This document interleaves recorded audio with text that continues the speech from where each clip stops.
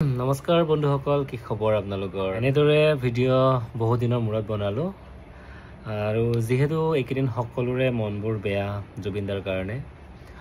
মই যদিও অসমত নাছিলোঁ তথাপিও একেই অৱস্থা হৈ আছে আৰু মই য়োগাৰ কাৰণে ঋষিকেশত আছিলোঁ এমাহ আৰু যোৱাকালি ঘৰ আহি পালোঁ। পূজা বুলি এবাৰ একো অৰ্ডাৰ লোৱা নাছিলোঁ কাৰণ মই নাছিলোঁ যিহেতু।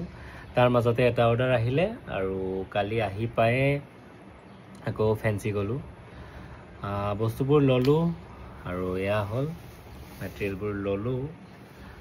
এইবোৰ মেটেৰিয়েল ফেমিলি আউটফিট হয়।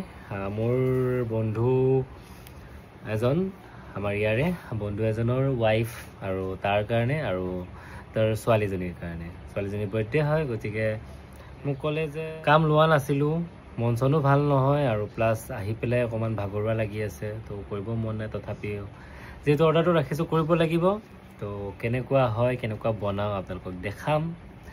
আৰু পূজা বুলি পূজা চাব যাব লাগে, কিন্তু এতিয়া কামটো কৰিব লাগিব, উপায় নাই। তাৰ মাজতে চাওঁ, পাৰিলে পূজা চাবলৈ যাম। আপোনালোকৰ পূজাৰ প্ৰিপাৰেশ্যন কেনেকুৱা জনাব কমেণ্টত, আৰু ড্ৰেছটো কেনেকুৱা পায় জনাব। মই ড্ৰেছ বনোৱাৰ পিছত ভিডিঅ' এটা দিম, কেনেকুৱা পায় জনাব দেই।